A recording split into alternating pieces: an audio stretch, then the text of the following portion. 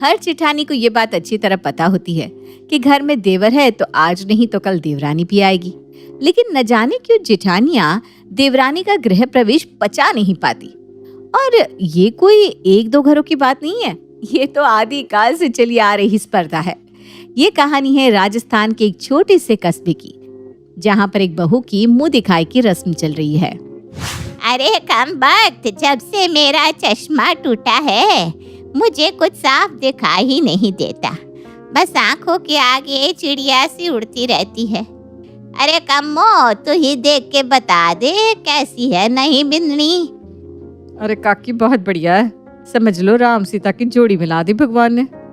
अच्छा एक बात बता, ये निर्मला के तो दोनों छोरों का ब्याह हो गया था, फिर आज कौन सी बहू की मुँह दिखाई हो रही है?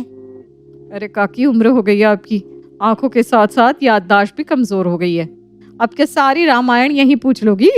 चलो मैं आपको खुली हवा खिलाकर लाती हूँ। कम्मो काकी का हाथ पकड़कर बाहर ले जाने लगती है। अरे आ गया याद, छोटे का तलाक हो गया था ना, उसका ही दूसरा ब्याह करके लाए होंगे। कम्मो काकी को लेकर बाहर जाने की कोशिश तो बहुत करती है, लेकिन बाहर जाने से पहले ही काकी सारी बातों से पर्दा हटा चुकी थी। अरे वाह काकी जियो, आज तो तुमने मेरे मन की आवाज सुन ली, अब आएगा मजा। अब ये गुंजन घर छोड़कर कुछ ही देर में यहाँ से 9 2 11 हो जाएगी, और फिर घर में जो भूचाल आएगा वो अलग। क्या दूसरी शादी? लगता है दीपक के घर वालों ने जानबूझकर हमें अंधेरे में रखकर उससे मेरी शादी कराई है। दुल्हन गुंजन बहुत सोचती है और उसके बाद यही निर्णय लेती है कि अब जो हो गया सो हो गया, उसे बदला तो नहीं जा सकता। इसलिए वो अपने रिश्ते को छोड़कर भागेगी नहीं, बल्कि उसे आगे बढ़ाएगी। माँ जी, मुझे पता चल गया है कि दीपक तलाकशुदा है, लेकिन इस बात का दुख मुझे हमेशा रहेगा कि आपने झूठ बोलकर शादी की। बहू गुंजन की बातों का सास के पास कोई जवाब नहीं था। साथ ही वो अपने बेटे की दूसरी शादी को किसी भी सूरत में तोड़ना नहीं चाहती थी, इसलिए बहू के गुस्से का वो बहुत प्यार से जवाब देती है। बेटा, मैं बस अपने बेटे का घर बसाना चाहती थी, इसके अलावा मेरे मन में कोई और छल कपट नहीं था। दीपक की पहली पत्नी ने अपने पिता के दबाव में शादी की थी, पर वो शादी निभाना नहीं चाहती थी। आखिर कितने दिन तक उसे जबरदस्ती की शादी में बांध सकते थे, इसलिए दीपक ने तलाक देकर उसे मुक्त कर दिया। पिछली बातें भूलकर मैं नए सिरे से रिश्ता शुरू करना चाहती हूँ। अब आप भी वो सब भूल जाइए, वही हमारे नए रिश्ते के लिए अच्छा होगा। 6 साल हो गए मुझे इस घर में, लेकिन मुझसे तो माँ जी ने कभी इतने प्यार और लाड से बात नहीं की। और इसे देखो, इसने आते ही माँ जी की कमजोर नस को दबाकर अपनी तरफ कर लिया। जेठानी श्रेया को न जाने क्यों देवर की नई पत्नी गुंजन सुहा नहीं रही थी। अगले दिन पहली रसोई की रस्म के दौरान, अरे गुंजन, ये कैसे खीर बना रही हो तुम? ना इसमें इलायची डाली है, ना ही ड्राई फ्रूट। ऐसी बेस्वाद बकबकी खीर कौन खाने वाला है यहाँ? लगता है तुम्हारा किचन के कामों में हाथ थोड़ा तंग है। एक तुम हो और एक वो मानसी थी। खाना इतना बढ़िया बनाती थी कि घर में सब उंगलियां ही चाटते रह जाते थे। किस मानसी की बात कर रही हैं भाभी आप? अरे माँ जी ने बताया नहीं क्या तुम्हें? मानसी, दीपक भैया की पहली पत्नी। जेठानी के मुंह से पति की पहली पत्नी की तारीफ सुनकर गुंजन को अच्छा नहीं लगा था। ऐसी बात नहीं है भाभी कि मुझे खाना बनाना नहीं आता, बस मुझे ऑफिस जाना होता है ना, तो ज्यादा समय नहीं मिल पाता, इसलिए मैं काम थोड़ा झटपट निपटाती हूँ।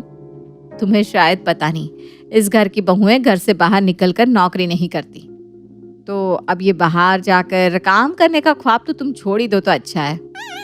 क्यों भाभी, बहू बाहर निकलकर काम क्यों नहीं कर सकती? और शादी के समय तो माँ जी ने ऐसा कुछ नहीं कहा कि मुझे शादी के बाद नौकरी छोड़नी होगी। हे राम, हाथ भर की जुबान चलती है तुम्हारी, तो हर बात का जवाब है तुम्हारे पास। तुम कोई पहली बहू नहीं आई हो इस घर में, तुमसे पहले भी 2 बहू आ चुकी हैं, और इतना लिहाज तो मानसी के अंदर भी था कि उसने कभी तुम्हारी तरह हाथ भर की जुबान नहीं चलाई। बाकी सब बातें तो ठीक थी, लेकिन ये जेठानी का बात बात पर उसका मानसी के साथ तुलना करना गुंजन को बिल्कुल भी बर्दाश्त नहीं हो पा रहा था। देखिए भाभी, अब मानसी नहीं, मैं इस घर की बहू हूँ। बेहतर होगा कि आप मानसी की बातें मेरे सामने ना करें। तो क्या आप बात करने से पहले मुझे तुम्हारी परमिशन लेकर बात करनी होगी? अब आया ना ऊंट पहाड़ के नीचे, अब तो मुझे इसकी दुखती रग मिल गई है। देखो मानसी का नाम सुनकर कैसी तिलमिला गई। मानसी का नाम ले लेकर इसका जीना ना दुश्वार कर दिया तो मैं भी घर की बड़ी बहू नहीं। कुछ दिन बाद, बेटा दीपक, सूरज, तुम दोनों से एक जरूरी बात करनी है। दिन पर दिन हमारा कारोबार घाटे में जा रहा है। अब तुम दोनों ही कुछ सलाह दो कि आखिर क्या किया जाए जिससे हमारे डूबते बिजनेस को थोड़ा सहारा मिल सके। बाबूजी, मैंने मार्केटिंग में ही एमबीए किया हुआ है। आप कहे तो बिजनेस की मार्केटिंग का काम मैं संभालूं। देखिए, हमारा राजस्थानी साड़ियाँ बनाने का काम है। क्वालिटी तो हम बढ़िया ही बना रहे हैं, लेकिन उसके बाद भी अगर हमारी सेल्स कम हो रही है तो इसका मतलब है कहीं ना कहीं मार्केटिंग की कमी है, तभी हमें घाटा उठाना पड़ रहा है। गुंजन की बात सुनकर जिठानी उसे घूरने लगती है। गुंजन, जब घर के आदमी बात कर रहे हो तो औरतें बीच में नहीं बोलती। इतने भी संस्कार नहीं सिखाए क्या तुम्हारे घर वालों ने? अब बाबूजी को कारोबार तुमसे सीखना पड़ेगा क्या? तुम्हारी जगह अगर मानसी होती ना तो इस तरह कभी भी बड़ों की बात बीच में ना काटती, चाहे और कोई बात हो या ना हो, लेकिन बड़ों की इज्जत करना उसे खूब आता था। ठहर जा बड़ी बहू। गुंजन, तू कर पाएगी ये सब जो तूने अभी अभी मुझे बताया? क्यों नहीं बाबूजी, मैं इतने सालों से यही काम बाहर की कंपनी के लिए कर रही हूँ। अगर आप चाहे तो मैं अपना बिजनेस भी संभाल सकती हूँ। तो ठीक है बेटा, हमारे लिए इससे अच्छी बात और क्या होगी कि हमारी खुद की बहू हमारा काम संभाले। कल से तू भी हमारे साथ फैक्ट्री पर चलेगी। गुंजन को फैक्ट्री लेकर जाने की बात सुनकर जेठानी श्रेया को तो सांप सूंघ गया था।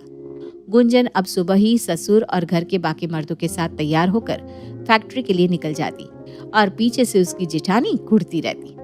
कुछ दिन बीतने के बाद, अरे गुंजन, तुमने कभी बताया नहीं कि भैया ने तुम्हें शादी का क्या तोहफा दिया? हाँ भाभी, ये रिंग है ना, उन्होंने ही गिफ्ट की है। सच बताओ, ये छल्ले जैसे 2 ग्राम की अंगूठी मिली तुम्हें गिफ्ट में? हाँ, लेकिन आप ऐसे इतनी हैरान क्यों हो रही है? क्योंकि मानसी को मंगलसूत्र दिया था ना दीपक भैया ने, वो भी डायमंड वाला। अच्छा, बुरा मत मानना, लेकिन जितना मैंने नई नई शादी में उन्हें मानसी के आगे पीछे घूमते देखा है ना, तुम्हारे साथ मुझे वो बात नजर नहीं आती। खैर, दूसरी शादी दूसरी होती है और तुम्हें इस सच्चाई को तो स्वीकार करना ही होगा। तोहफे अनमोल होते हैं भाभी, उनकी कीमत नहीं देखी जाती। मुझे लेट हो रहा है, चलती हूँ मैं। धीरे धीरे समय बीत रहा था। एक दिन शाम के समय गुंजन काम से लौटकर घर आई, तभी जिठानी वहां आ जाती है। देखो गुंजन, तुम फैक्ट्री पर जाकर काम करने लगी तो खुद को मर्द मत समझने लगना। औरत घर के काम करती हुई ही अच्छी लगती है। सुबह से घर के काम कर करके मेरी कमर टेढ़ी हो गई है। अब तुम जाओ और जाकर रात का खाना बनाओ। अरे श्रेया बहू, वो 10 घंटे काम करके घर में घुसी है, उसे चैन से 1 कप चाय तो पी लेने दे। माँ साहब, मैं खूब समझ रही हूँ, जितना लाड़ आप इस गुंजन को लड़ा रही हो ना, ऐसा तो आपने कभी मानसी के साथ नहीं किया। ये कोई अनोखी बहू नहीं आई है इस घर में। इससे पहले मानसी भी आई थी और उसने तो कभी भी घर के कामों से जी नहीं चुराया। सास समझ रही थी कि श्रेया क्यों बात बात में गुंजन के सामने मानसी का नाम ले रही है। श्रेया बहू, तुम कमरे में जाओ और गुंजन बेटा, तू चाय पीकर थोड़ा सुस्ता ले, फिर हम मिलकर खाना बनाते हैं।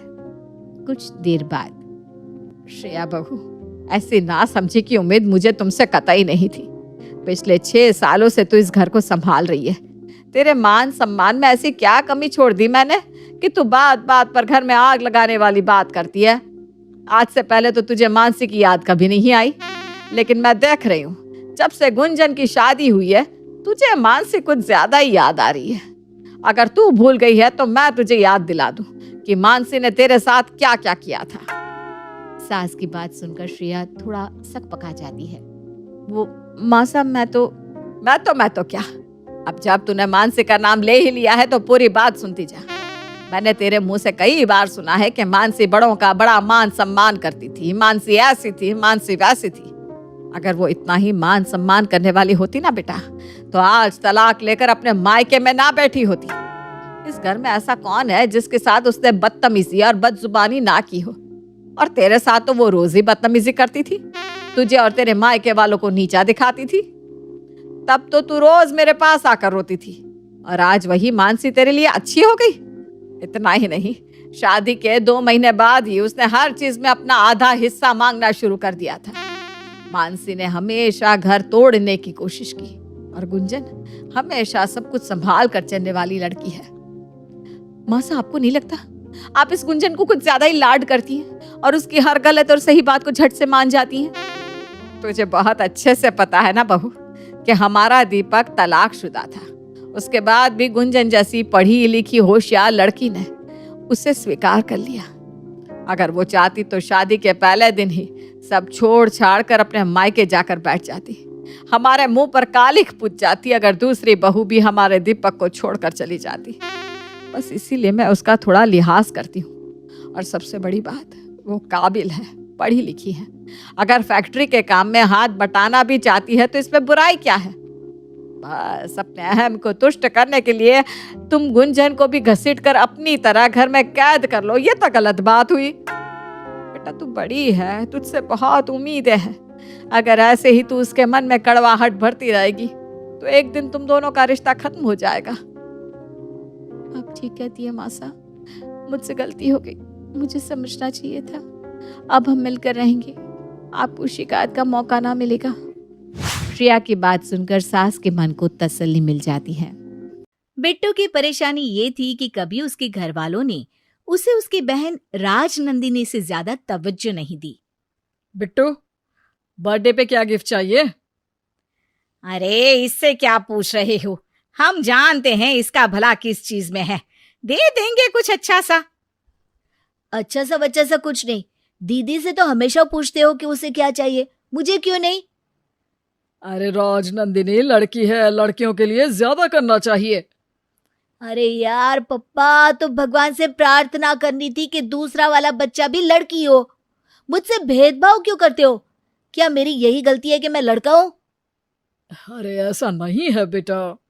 ऐसा ही है। आपने मेरा नाम क्या रखा है? बिट्टू। अरे इससे बड़ा नाम तो लोग अपने कुत्ते का रख देते हैं। अरे बेटा, तेरा नाम इसलिए छोटा रखा ताकि जल्दी से मुंह से निकल जाए। तो मेरा नाम दांत रख देते, जल्दी से मुंह से बाहर तो दांत भी निकलते हैं ना। अरे क्या हो गया है तुझे? अरे सब चिढ़ाते हैं स्कूल में, इट्टू बिट्टू जीम पटूटा बोल के। अरे बेटा, अब नाम तो नहीं बदला जा सकता ना। दीदी का नाम राजनंदिनी है, ऐसा लगता है जैसे कोई रानी महारानी हो। बात तो सही है, राजनंदिनी किसी रानी से कम थोड़ी ना है। और मैं गुलाम से कम नहीं हूँ। बिट्टू घर वालों से लड़ ही रहा होता है, तभी राजनंदिनी वहां आ जाती है। अरे इतना शोर क्यों कर रहा है बिट्टू? ये बोल रहा है कि इसको बर्थडे पे इसकी मर्जी का गिफ्ट चाहिए। हाँ तो दिलवा दो, इसकी भी तो चलनी चाहिए ना थोड़ी। ठीक है भाई, दिलवा देते हैं।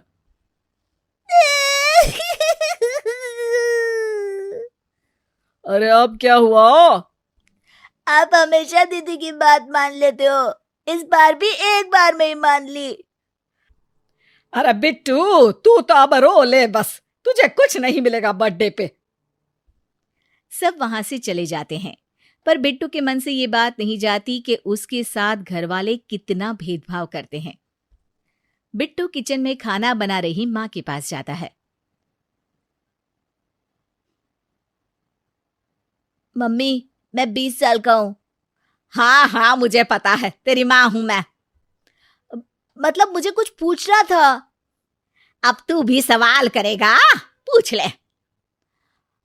आप मुझे कहीं से उठा के लाए थे या कचरे के डिब्बे या नदी किनारे या कुंभ के मेले से? तुझे ना चिड़ियाघर से ले आए थे। तेरा नाम मोगली है। पहले तेरी सारी हरकतें जानवरों जैसी थी, फिर हमने तुझे इंसान बनाया, पर अब भी तेरी कुछ हरकतें जानवरों जैसी ही हैं। अरे मम्मी यार, आप बस मजे लेते रहते हो मेरे। खाना बना लेने दे मुझे, वरना तेरी चटनी बना दूंगी। बिट्टू सोचता है कि क्यों ना वो राजनंदिनी से ही बात करे। अरे सुनना दीदी, इतने बुरे दिन नहीं आए कि तेरी सुनूंगी मैं। अरे मेरी बात तो कोई सुनता ही नहीं इस घर में। थोड़ा बड़ा हो जा, फिर देखेंगे। 20 साल का हो गया हूं मैं, थोड़े दिन में 21 का हो जाऊंगा, शादी की उम्र हो जाएगी मेरी। अब तो मुझे बड़ा मान लो घर वालों। सपने लड़कपन के। भाई, तुझसे कोई लड़की शादी नहीं करने वाली। पढ़ने में उल्लू, काम करने में गधा और आलस में हाथी। और तू सोचने में लोमड़ी। औकात में रह बिट्टू, वरना घर वालों से बोल दिया कि तूने मुझसे बदतमीजी की है तो पिटाई होगी अच्छी वाली। तुम सबको ना मैं सबक सिखाऊंगा। ओए बेटा जी, पहले खुद तो कुछ सीख ले। 10वीं क्लास में 2 बार फेल हुआ था तू, हमको सबक सिखाएगा? हाँ, गया बड़ा। बिट्टू वहां से चलता बनता है। बिट्टू का बर्थडे आ जाता है, पर कोई उसको विश तक नहीं करता। अगले दिन बिट्टू दीदी के गर्ल्स कॉलेज में चला जाता है। अरे, तू यहाँ क्या कर रहा है?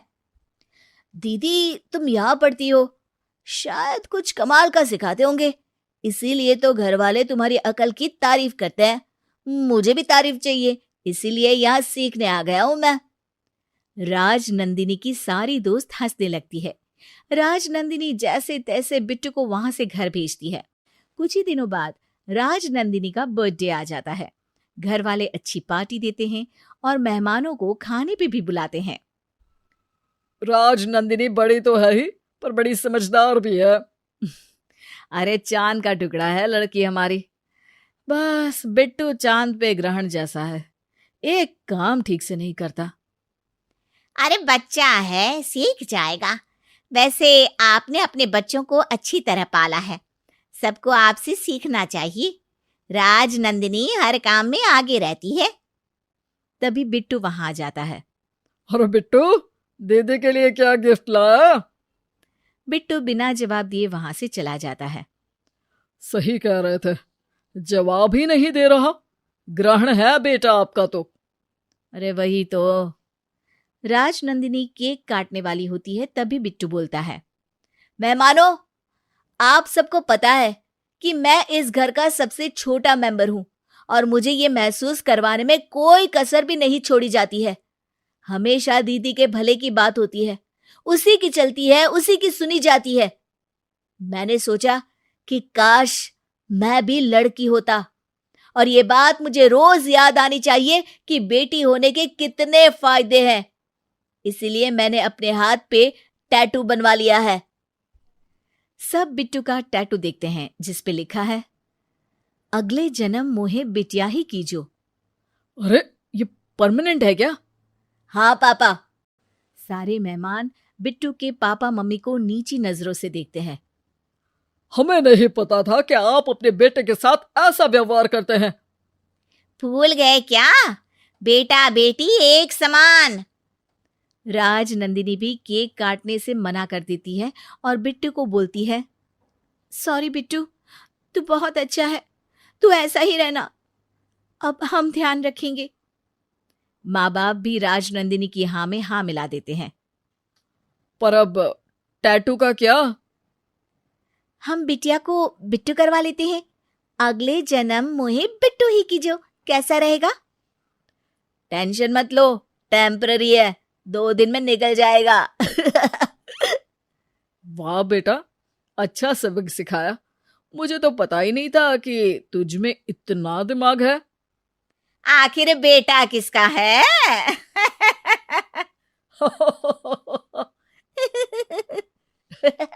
मिस्टर शर्मा एक प्राइवेट कंपनी में जॉब करते थे और अपनी 16 साल की बेटी शालिनी और पत्नी के साथ बड़े आराम से उनकी जिंदगी गुजर रही थी। शर्मा जी की पत्नी हाउसवाइफ थी, लेकिन साथ ही साथ बहुत अच्छा खाना बनाती थी। उनके अंदर कुकिंग का हुनर था, लेकिन शर्मा जी को अपनी पत्नी के इस टैलेंट की जरा भी परवाह नहीं थी। एक दिन सुबह के वक्त, अरे भाई कहाँ हो? जल्दी चाय बनाकर लाओ, मुझे ऑफिस के लिए देर हो रही है। अभी लाती हूँ जी, आज देर हो गई। वो कल रात को जरा सोने में देर हो गई थी ना।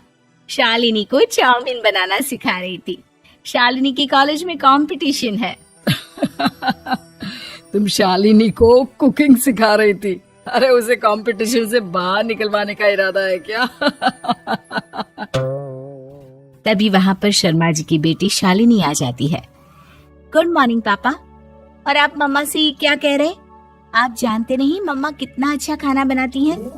अरे क्या होता है अच्छा खाना बनाने से? इंसान की कोई भी चीज तब काम आती है जब वो नौकरी करे, कुछ कमाए। ये खाना बनाने का काम तो दुनिया की सब औरतें करती है, इसमें क्या अलग है? लेकिन मैंने तो इस घर को संभालने और अपनी जिम्मेदारियों को पूरा करने के चलते कभी नौकरी करने के बारे में सोचा भी नहीं। इसमें मेरी क्या गलती है जी?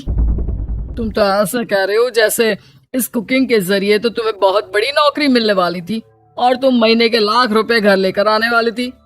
मैंने कहा ना, नौकरी करने के लिए इंसान को कुछ आना चाहिए। घर में बैठकर 2 वक्त रोटी बनाने से पैसे नहीं कमाए जा सकते। पापा, आप ऐसा कैसे कह सकते हैं? मेरी मम्मा बहुत टैलेंटेड है और देखना एक दिन वो जरूर कुछ अच्छा करेंगी। अरे जब करेगी तब देखा जाएगा। अभी तो एक काम करो, रसोई में जाओ और मेरे लिए लंच बनाओ, यही तुम्हारा काम है। इतना कहकर मिस्टर शर्मा वहाँ से उठकर चले जाते हैं। उनकी बात सुनकर मिसेस शर्मा और शालिनी दोनों को ही अच्छा नहीं लगता। क्या माँ, आप कुछ करती क्यों नहीं? देखा ना पापा आपसे कैसे बात करते हैं। अरे तेरे पापा ठीक ही तो कहते हैं बेटा। एक हाउसवाइफ का काम सिर्फ घर में बैठकर खाना बनाना है और इससे पैसे नहीं कमाए जाते। वैसे ये सच भी तो है, मेरा काम ही यही है कि तुम और तुम्हारे पापा ठीक से काम करो, तुम्हारा ध्यान रखूं मैं। अच्छा ठीक है माँ, तुम कुछ मत करो, लेकिन देखना एक दिन पापा को तुम पर गर्व होगा। अरे क्या कह रही है, मुझे कुछ समझ में नहीं आ रहा। आपको समझने की जरूरत नहीं है मम्मा। इतना कहकर शालिनी वहाँ से चली जाती है। कुछ दिन बाद जब शर्मा जी ऑफिस से लौट कर आए तो काफी परेशान लग रहे थे। क्या हुआ जी, सब ठीक तो है ना? आप इतने परेशान क्यों लग रहे हैं? अब क्या बताऊं, कोरोना की वजह से ऑफिस में कॉस्ट कटिंग चल रही है और मेरी नौकरी भी चली गई। हाँ, ये आप क्या कह रहे हैं जी? सच कह रहा हूँ, आज ही नोटिस मिला है। बॉस ने कहा कोई नई नौकरी ढूंढ लो। अब क्या होगा? होना क्या है, तुमने तो कभी कोई काम करने की कोशिश ही नहीं की। अगर तुम्हारी कोई नौकरी होती तो कुछ दिन का काम तो चल जाता। अब मैं अकेला कहाँ तक कमाऊं और तुम सबका ख्याल रखूं? आप क्यों मुझसे बार बार ये सब कहते हैं? आप जानते हैं ना, घर की जिम्मेदारियों को संभालने के चक्कर में ही मैंने कभी नौकरी करने के बारे में नहीं सोचा। तो कुछ और कर लेती, बच्चों को ट्यूशन पढ़ा लेती। अब ऐसी स्थिति में कुछ दिन ही सही घर का खर्चा निकल तो जाता। शालिनी भी कॉलेज में पढ़ती है, उसकी भी पढ़ाई के पूरे खर्चे हैं। अगर मुझे नौकरी नहीं मिली तो कैसे काम चलेगा? बात तो आपकी ठीक है, मेरी गलती है। मुझे भी अपनी जिंदगी में कुछ करना चाहिए था, लेकिन घर के कामकाज में कभी वक्त ही नहीं मिला कि कुछ कर सकती। अब छोड़ो भी, ये सब बहाने हैं। जिसके अंदर कुछ काम करने की लगन होती है ना, वो कुछ ना कुछ कर ही लेता है। तुम वैसे भी करती क्या हो सारा दिन घर में? मैं ऑफिस चला जाता हूँ, शालिनी कॉलेज चली जाती है, उसके बाद बस यही टीवी सीरियल देखना तो तुम्हारा काम है। ठीक उसी वक्त शालिनी अपने कॉलेज से लौट कर आती है। माँ, आपने मुझे जो चाउमीन बनाना सिखाया था ना, उसकी वजह से कॉलेज के कुकिंग कंपटीशन में फर्स्ट आई हूँ। ये देखो मेरा प्राइज।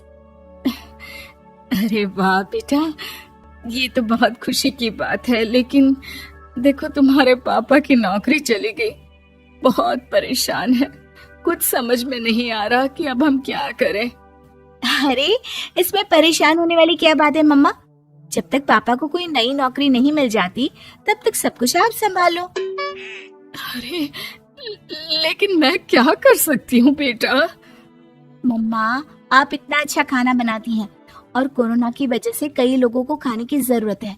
क्यों ना हम अपने घर से ही एक छोटा सा टिफिन सेंटर शुरू करें? लेकिन बेटा ये सब होगा कैसे? आप उसकी चिंता मत करो, सब मुझ पर छोड़ दो। सोशल मीडिया है ना, मैं उसके जरिए आपके टिफिन सेंटर का प्रमोशन करूंगी। मुझे तो लगता नहीं कि कुछ होने वाला है। ठीक है, तुम दोनों कोशिश करना चाहती हो तो कर लो। अगले दिन से ही शर्मा जी की पत्नी और उनकी बेटी शालिनी ने जरूरतमंद लोगों के लिए खाना बनाकर उन तक पहुंचाना शुरू कर दिया। बदले में उन्हें अच्छे खासे पैसे मिलने शुरू हो गए। शालिनी अपने सोशल मीडिया पर अपनी माँ के टिफिन सेंटर का प्रमोशन करने लगी और देखते ही देखते काफी सारे ऑर्डर उन्हें मिलने लगे। फिर एक दिन शाम को, देखिए पापा, ये है मम्मा की पहली कमाई, पूरे 10,000 रुपए मम्मा ने अपने टिफिन सेंटर से कमाए हैं। क्या कह रही हो शालिनी? क्या सच में ये सब तुम्हारी मम्मा के बनाए हुए खाने से कमाई हुई इनकम है? जी पापा, आप हमेशा मम्मा से कहा करते थे ना, वो कुछ कमाती नहीं, कोई काम नहीं करती। तो मैंने सोचा क्यों ना कुछ ऐसा किया जाए जिससे आपको मम्मा पर प्राउड फील हो। तुम सही कह रही हो बेटा। मैंने हमेशा तुम्हारी मम्मा को सिर्फ ताने मारे हैं, कभी उसके हुनर को आगे बढ़ाने की कोशिश नहीं की। मुझे लगता था तुम्हारी मम्मा सिर्फ एक हाउसवाइफ है जो अपने जीवन में खाना बनाने के सिवा कुछ नहीं कर सकती। मुझसे बहुत बड़ी गलती हो गई, मुझे माफ कर दो। मुझे तो अब भी विश्वास नहीं हो रहा कि ये पैसे मेरी कमाई के हैं। मेरा मतलब, सच में मैं अपने जीवन में कुछ कर सकती हूँ। शालिनी, मुझे तो उसके बारे में कुछ पता ही नहीं था बेटा। तुमने मेरा जीवन बदल दिया। लेकिन अब आगे से मैं अपनी पत्नी का पूरा साथ दूंगा। मुझे अपनी गलती समझ में आ गई है। मैंने हमेशा तुम्हें ताने मारे और किसी लायक नहीं समझा, लेकिन अब समझ गया हूँ कि अगर तुम चाहो तो तुम कुछ भी कर सकती हो। मेरी नौकरी चली गई और तुमने घर के खर्चे कितनी अच्छी तरह संभाल लिए। मुझे माफ कर दो।